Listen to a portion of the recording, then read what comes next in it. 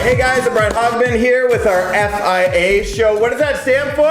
Fuck it all! Woo! That's right. I am so excited to have two amazing people here tonight. And for anybody that's just tuning in for the first time, the FIA Show is really about getting you over the hump, getting you into a place of financial security where you're investing in real estate and you're really living your best life, okay? That's what it's done for Craig. That's what it's done for, I know, my guest Sarah here as well too, and that's what it's done for me. And our group goal is to help you guys invest in real estate and give you all the knowledge and tools possible to do that, okay? So I'm gonna first introduce you to Sarah Larbi over here. Everybody say hello to Sarah. Hi, Sarah. Sarah is a real estate investor extraordinaire. She is, you know what? You are just such an amazing person. Why don't you tell everybody about yourself a little bit? You really are. Yeah, sure. So I am the host of two podcasts, Where Should I Invest and The Right Club, co-founder of The Right Club, which is not spelled the way that you guys would think. It's REI, so Real Estate Investing, Training and Education. And I am a coach, a mentor, a speaker, and guest on your show right now. So and she sleeps like 2 hours a night, if that, okay? Because she does so much. I wake up at 4, but I don't sleep 2 hours a night, but I do wake up at 4. You know what? You're a very impressive lady. That's very humble on that too. It's awesome. And then this guy over here, this is my older, better looking, more sophisticated brother, Craig Hogben. I didn't even ask him to say that. Yeah, and I may never say it again. So I'm glad it's on tape. yeah, you can just replay it over and over again. Okay, just kidding. So Craig is also investor in real estate, mortgage agent with Mission 35, and you know what? Why don't we start with you, Craig, and just tell everybody about how you got started in real estate and investing. I got started because I didn't want to work for a living. I wanted to be able to fund my lifestyle. I wanted to make some additional money. I got into Rich Dad Poor Dad. Mm-hmm. That really got the gears going for me, and started off with my first property at age of 24. Yeah, that's right. I remember that first property. I want to talk more about that one too. What about you, Sarah? What did you get? Because you started investing in 2013, right? So. That's it. So I remember going to the bank. This was one of the big 5 banks, and they asked my boyfriend and I what your assets and your liabilities are, because they were doing this financial advisor review, and literally we had nothing. And I was really embarrassed. Sounds like my story. Yeah, totally. I like that. Yeah. It was really embarrassing, and I went home and literally I just Googled how do people get rich and how do people get wealthy, and this real estate kept coming back over and over and over again. And there's obviously stocks and mutual funds and that kind of stuff that was there, and I'm just like, man, you can dabble a little bit. And then starting a business was another way, but real estate, for whatever reason, it just seemed like the simpler one, or maybe the surest one. And so it took me a couple years to convince my boyfriend to actually pull the trigger and buy our first rental property, and we scraped our pennies together back then. I'm like, I'm not going back to the bank and telling them I have nothing, no assets. I have no assets. I've been working for so long, and a bunch of liabilities. And so in 2013, we bought the smallest, cheapest house we could afford, which is a house from the 1850s, and awesome. It's still standing somehow to this day. But it's like 500 square feet. It was $129,000 in Brantford. Wow. Awesome. And we started with my sister-in-law, who was our first tenant. Yes. And how did that work out, actually, renting to family? Well, because this is being recorded right now. Tell her to turn off right now, okay? Yeah. You know what? She's nice, but She's a really nice person. No, your Christmas is gonna suck now, Sarah. I'm try sorry. not to do any business with family as much as possible, because at the end of the day, your processes and your procedures, not that we had any when we first started, they just kind of get thrown out the window. I agree, and you know what? Something I always tell people as well too. We had clients in the other day that ended up saying we think we're gonna rent to our brother-in-law, our brother, and I said, will you evict them? Right? And it's a harsh reality, but it's are you gonna evict family? Good things happen or bad things happen to good people, right? So if something bad happens, what are you going to do if they can't pay, right? So that's it. And they always, they feel like they could get away with a little bit more in your family. So well, you start to become a credit card maybe sometimes, right? But in all fairness, though, she so we asked her to leave, and we were going to renovate and we were going to sell, and we ended up keeping it. Now we're getting some really good cash flow from it. So that's awesome. It's renting for $14.25. Wow. And the tenants he is awesome. Like And what's the value gone up to? I'm just curious. From 2013 buying it for 300 at this point. So you almost like doubled your investment in 5 years, right? Yeah. From not even talking about principal pay down, your Right. cash flow, Right. doubled in 5 years. That's it. I mean, so one of the things that we did do in order to scale is we've refinanced, not Yep. over leveraged, but we refinanced to be able to pull out some equity, because it's easy to potentially, well, it's not easy, but it's easier to save for your first one. But, you know, 60, 70 grand at some point, you're going to have to, it's going to take 2 or 3 or 4 years or more to save that again. So Totally. there's just easier ways to do it. That's awesome. Yeah. Craig, tell us so about your first rental. So you were 20, how old were you? 24. Yeah, I was a drunk teenager at the time, so I don't remember, okay? But you were really, I remember looking at you and being like, holy shit, Craig bought a rental property, right? So why don't you tell everybody about that first experience, because I remember it was maybe what a lot of other people look like as well too, or fear, so. It was wonderful and it was hell all at the same time. It was the idea of, great, this is going to be on my way to Freedom 35. I thought that this is going to be fantastic. But I was also, quite honestly, incredibly lazy, because I thought it was going to be passive investing. I thought, I'm going to give somebody a place to live. Of course they're going to take care of it. Of course they're going to pay me. Let's just say that I got to learn the landlord-tenant tribunal so much, so well. How well? So well that they thought I was a lawyer because I was there so often. I thought you were too when I was young. I was like, Craig, my brother's a lawyer. He's always like going to court and shit. Now I just dressed the part. Yeah. So it was the good part about it. I bought well. The property kept appreciating. What'd you buy it for on Moa? Bought it for $240 in 2001. Wow. And so then it just kept on appreciating through no efforts by myself, and despite my efforts and everything I did, it just kept on growing, kept on doing well.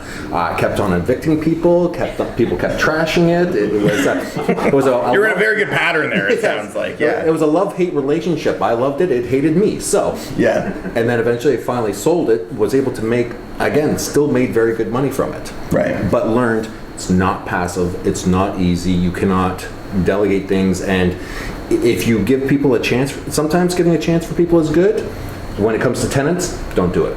Yeah, I agree with that. I'd be interested in your take on that, because I always say there's no award for being the nicest landlord, right? Nobody cares. You just kind of get taken advantage of, right? And I think when you start, it's hard to delegate things because you're tighter on money, but then as you get more money and more equity, it's easier. I know we were talking later about delegating everything. Like, I'd delegate breathing if I could, right? Okay, maybe not. It's a bit extreme, but what do you say about that, Sarah? Like, when it comes down to your first property, like, how hands-on were you with the tenants and not? And conversely, how are you now with your properties? Yeah, so now the portfolio takes me about a couple hours a month probably to manage, but I'm actually still hands-on, believe it or not. So I've just built a really good solid team. So if something happens, you know, I need to send the plumber, it's literally text or phone call to the plumber, they send me an invoice, they go to the property, same thing with the electrician, same thing for the handyman. So it takes a little bit of time to build, you know, that team on the, you know, feet on It's the interesting street. your perspective of hands-off or hands-on, okay? Because I'm sure other people have different perspective on that. But, you know, but yeah. I you know, I can say that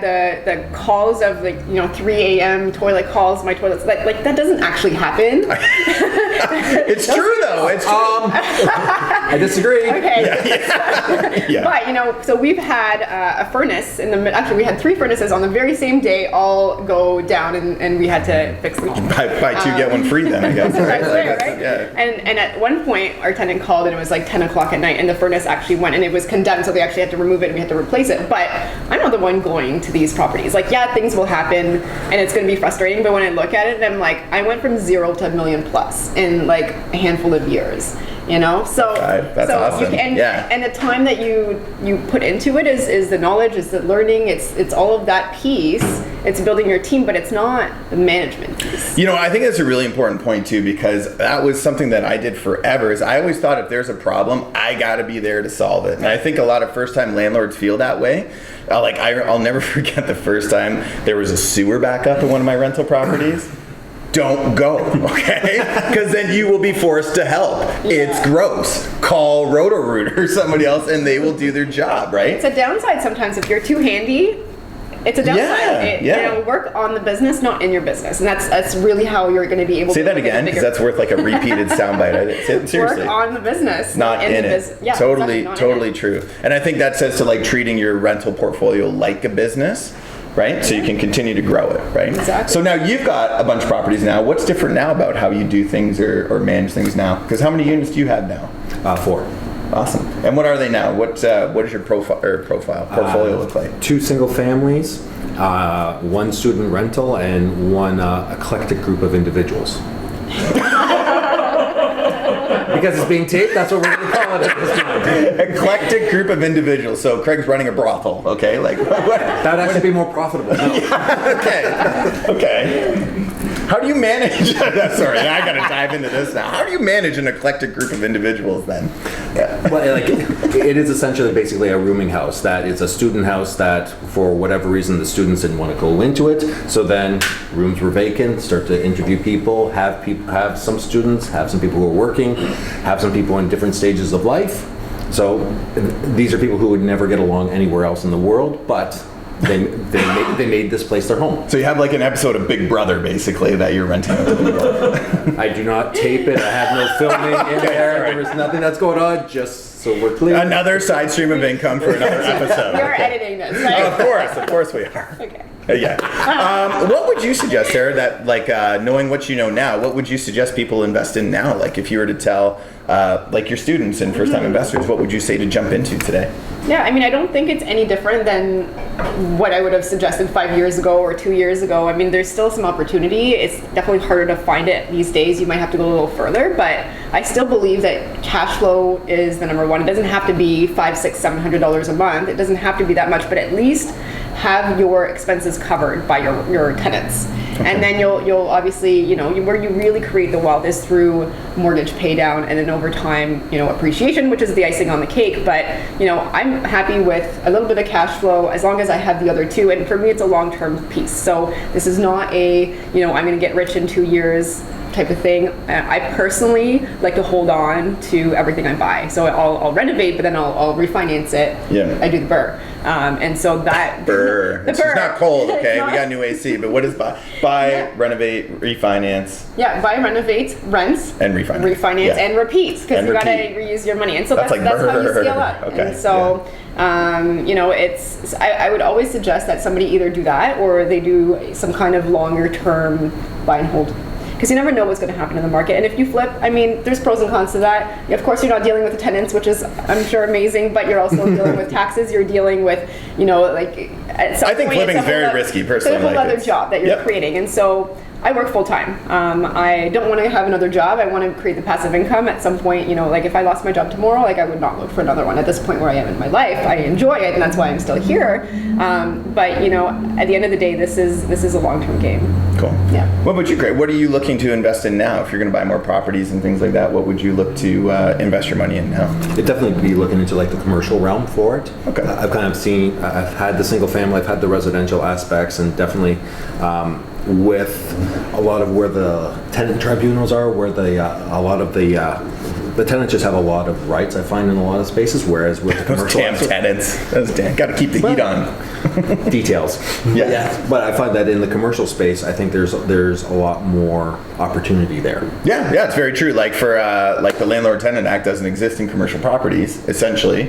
And I just talked to somebody the other day that lock the doors on their tenant who's a commercial tenant because they were behind. They said, I'm going to pay you. They didn't pay. Lock the doors, right? Because it's like, do not pass go, do not collect rent. Like, you don't pay, you don't go, right? What do you think about people, whoever wants to answer this one, because we get a lot of clients in here right now, and a lot of people are looking because prices are going up so much, it's hard to cash flow. You mentioned cash flow, and that was kind of like my cardinal rule, but now we got people saying, you know what? I might break even, right? I'm going to buy a property because it's close by. I feel comfortable because I can sort of see it or drive by it on my way to work, right? So there's that sort of perceived comfort about it. But the rent doesn't really pay, it's really close. What would you say? What would your advice be on that? Yeah, I mean, you could get a duplex, you can convert, you can go out to St. Catharines, Niagara, Brantford. The cash flow is not as good as it was maybe a couple years ago, but you can still find some. And I think ultimately, as long as you're not expecting $500 a month, you can just go to London, you can go to Windsor, Peterborough I like as well. I think there's still lots of areas. I think if people look, Hamilton's good too. If you buy a multifamily potentially down the road and you set your own rents and, it's probably a little bit more work to find at this point. but it's still doable. So you would It's say, still doable. I guess what I'm hearing is don't settle. Is that what I'm like? In the sense where it's like if you see a property, because we see lots of people buy condos, let's say on speculation, or it's going to close, but you're not going to cash flow, right? Because by the time you take into a mortgage, taxes, condo fee, if rent's $1,900 and your expenses are $2,000, people are saying like, I'm only losing $100 a month. Right. So, I wouldn't do that. I wouldn't do that. Cool. But at the end of the day, there's a lot of people that do. Yeah. And they might be okay ultimately at the end of the day because they will bank on the mortgage pay down and hopefully some appreciation. But I don't want to pay a tenant who already has tons of rights to be able to live in That's a one good way of of looking at my. it. But you know, the other thing I would just say, and I don't know if anybody that's listening to the show invests in condos, but I don't like the fact that the condo boards can raise their fees by 20% if they wanted to, or they can ask for special assessments, and then all of a sudden you've got to fork out your money, and that could be your only cash flow, or more money if you don't even cash flow. So the fact that they control so much, and then on top of that they can tell you if you want to do short term or not and how long that's for. Like, it's for the amount of hassle, I wouldn't even, for me personally, I would. No, I like that. I think that's cool. I think that I think it's kind of like getting outside of your comfort zone. I know I've been guilty of it personally because I live in Hamilton, I love Hamilton, and I want to see, touch, taste, and smell my investment. But just getting outside of that, being like, I don't need to, right? You don't need to be here. I can have an investment somewhere else. But I know that lots of other clients and people that we talk to feel that way. It's almost like they're willing to lose money just to see it, right? I don't know if you see that, but we see that sometimes. So what do you think about that? Is that? I have to agree. Like when I see clients who want the speculation that it's going to appreciate, I'm going to make lots of money on this. Maybe you will, maybe you won't. I think that's called gambling. I think it's gambling. You probably have a better chance sometimes because, like, especially if you're brand new into it, this is going to be your first one, and you think, oh, this area is fantastic. Maybe it is, maybe it isn't. If it's not cash flowing, and I love that, I'm not going to be paying a tenant to be there for my property. Like for a newbie, someone who starts off, I don't think it makes sense for them in any way. And you also get capped. I mean, you're in this business, right? If you've got properties that cash flow, I mean, I have 2 more that I can still do now with A lenders, and that will be number 10 and number 11. We should an application. I might be able to get you 3. Yeah. But I've got my. Who's your mortgage broker? It's okay. We grilled her off stage. Okay. But and this is why I still have a job because financing is definitely a lot easier when you've got a T4 You know what? income. But and I think that's a huge point that Sarah just said there that I think is really, really important. And we tell our clients and investors that too. Like, leverage up if you're going to leave your job. Yeah. Like, it sounds crazy, but really leverage up your primary residence. Yeah. Take out 80%. Get a leverage line of credit. Get whatever you can on that. Amortize everything out as long as possible. And I know, again, that's a little contradictory, but take it out as long as possible because now you can qualify for more cheap money. Yeah. Right? Because then you go from cheap money to a little bit more expensive money to a little bit more expensive money. Right, and then to private money potentially down the road at some point. Everyone's going to run out of money or financing at some point. Hopefully you've done enough deals that then when you're ready, you can have a joint venture. Well, I think that's so smart, like the strategy aspect that so many people just think, oh, I'm going to jump into real estate. Okay, how have you planned for this? What do you do from here? Yeah. It's a different mindset. It's a different game than just paying down. I'm going to live in one house. I'm going to pay it down, and I never have a mortgage again. There's nothing wrong with that. But if you want to leverage it, you have to have the game plan. Yeah. Right. Totally. And you know why that is still something that people believe in? If you think of their parents or, like 30 years ago, the mortgage rates were like 18%, and it made sense to do it at that point. And to save your money in a savings account, you were getting like 10% back then, and it's completely reversed. So in a way, they're giving you advice, but it's advice that worked 30 years ago. It's totally true. Yeah, I totally agree. I remember when I bought my first rental property, Dad ended up saying, he's like, I needed to borrow money from my dad. And I was like, can I borrow some money? He's like, yeah, but like, why do you need 2 houses? You can only live in one at a time. Yeah, I'm gonna rent one. Right? But again, it's advice from back in the day, right? You don't know what you don't know. That's true. What would you guys say about joint venture partnerships, just out of curiosity? Good, bad, ugly, like... I think that they can be great, but I think it's very much you start off with the end in mind so that you're creating a marriage, but you're also setting up for the divorce as well at that point, because in anything... So depressing. I know. Tribunals, landlords, yes. But it's true. It's a project, it's an investment, it's going to be the property, and outline everything. Who's going to take the call if there is one at 3 a.m.? Who's going to take care of the furnace? Who's going to take care of for payments? Have everything outlined, and then at 2 years, 5 years, whatever it is, we want to renegotiate and say, okay, maybe you want out, maybe life has changed, maybe you want to invest in something else. So here's what I say. If you guys are wanting to be the active partner and learn and have the ability to qualify for a mortgage and have the money, don't joint venture. Do it yourself. Like, hire somebody that's going to teach you to do it, because you're going to be able to hold on for much, much longer, and that's really where your wealth is created. Well put. I have all my properties in name. I have one joint venture because it's family, and my sister wanted to get involved in it. That sister again, eh? Wow. Oh man, she just different different one. This is my sister. Yeah, okay. But she's actually renting in the triplex, but she's part Christmas is going to be awkward for you. Yeah, that's good. But at the end of the day, if somebody is going to sit there and analyze and never ever do anything, then that person should get started and joint venture with somebody, at least to push them out of that comfort zone so that they can learn. So great. you just have to figure out if you want to be passive, if you want to be active, and if you're going to do the deal regardless. And if you are going to do the deal and you're going to learn, just do it by yourself. Yeah, I love that. That's so good. You know what? Pull the trigger, jump in, right? Because I know I bought some terrible, shitty properties in the day, but I just held on to them for a long, long time. Yeah, and it's right? very forgiving. It is. Time, it's very forgiving. It is, though, but that's the one thing with real estate investment. If you buy and hold, it is probably one of the most forgiving investments, a great way of putting it, because you can make the worst mistake, but time will help. Exactly. Right? And I made so many of them, but with the principal pay down and just being patient, it can grow and grow and grow. And I like what you said about JVs, because JVs, you've got such precious borrowing power for any of you first-time investors out there. That precious borrowing power to borrow money under 3% right now.